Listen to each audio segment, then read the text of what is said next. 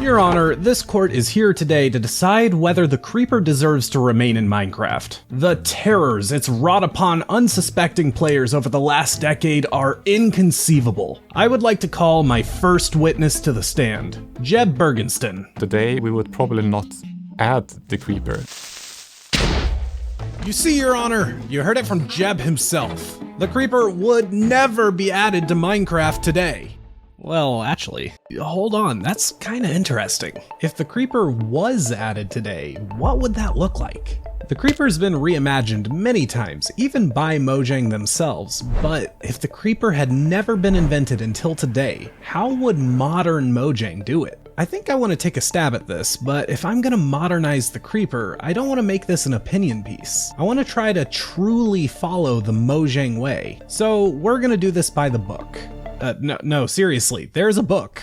Jeb literally wrote a book that lays out their internal game design principles. Are you trying to sell that to everyone in the audience watching? No, this is only for Mojang Studios employees. It contains a lot of secrets. The only reason we have it at all is because Sweden has a law that requires all published works to be submitted to their national library. This book is a holy grail for a project like this. It covers everything from games that Mojang takes inspiration from to explaining why pigs don't have but there's one page in particular that lays out the main conflict with the creeper.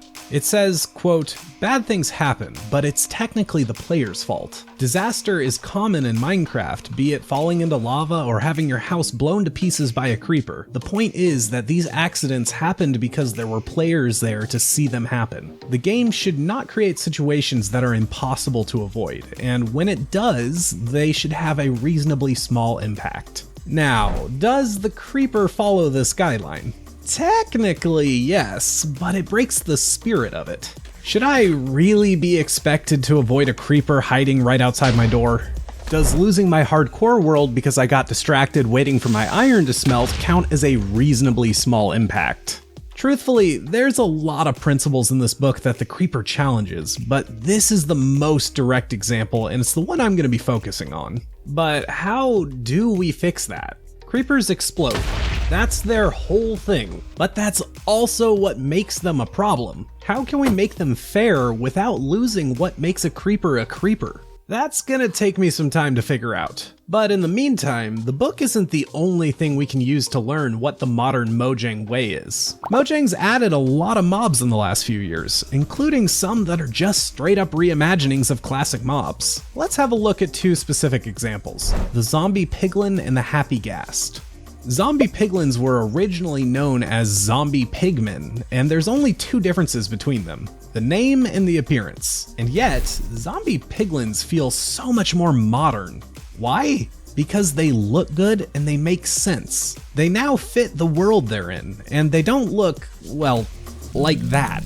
What we can take from this is not only that Minecraft's artwork got better, but also that mobs should thematically match their locations. For instance, we know creepers are supposed to be made out of plant matter, so does it really make sense that we see them in the desert?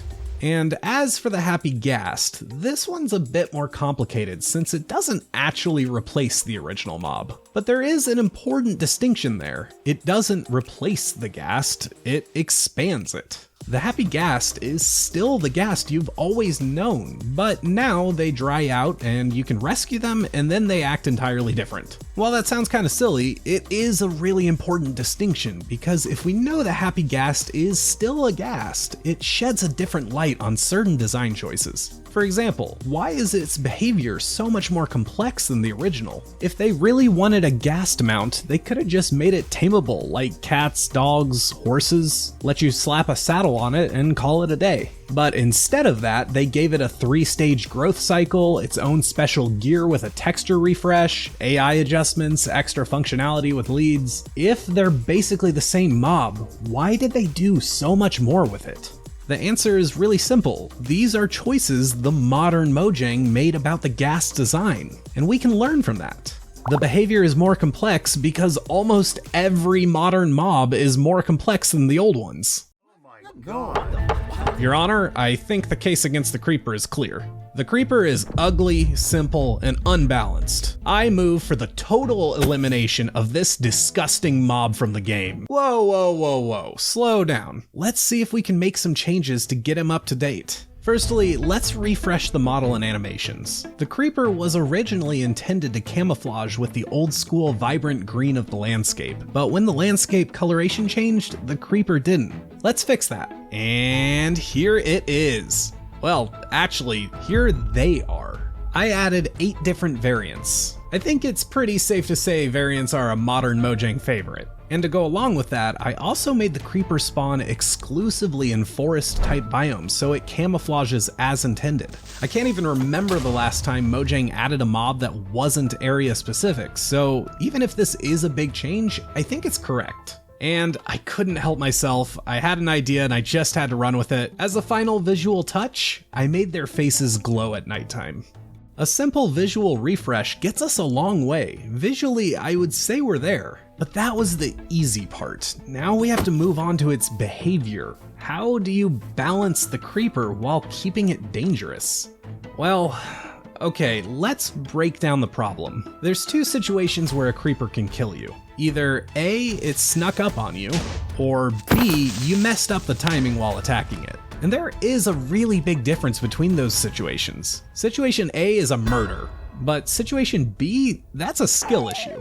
So what if we move the danger to situation B? And actually, we can do this pretty simply. Let's increase the creeper's health and make it so the power of the explosion scales with how hurt it is. At full health, its explosion is tiny. It'll do a couple hearts of damage, but it won't kill you or destroy your house. But if you choose to fight it, it will get increasingly scarier. Eventually, at exactly 1 health point, it becomes a charged creeper.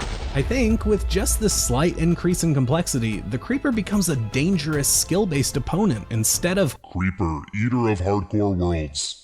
And honestly, that's all it took, a few simple changes. Let's be clear, it's not necessarily an upgrade, it's simply modernized, following today's standards and design principles. I don't know if I would say Mojang would actually add this, but I think if they had the idea for the creeper in 2025, this is pretty close to how they would do it. And I am sure many of you will have very strong opinions about this video, and I welcome it. It's an interesting discussion, and I'd love to hear your thoughts. If you want to try it out, there's a link to the data pack in the description. It's for Java Edition 1.21.10. And hey, if you liked this, you should also check out my series Everwake. Me and my friend Viking swap a world back and forth once a month. It creates a very odd dynamic that allows us to do things we could never do on a normal server. Go check it out, it's on the screen right now. Anyways, thanks for watching, and I'll see you next time. Bye!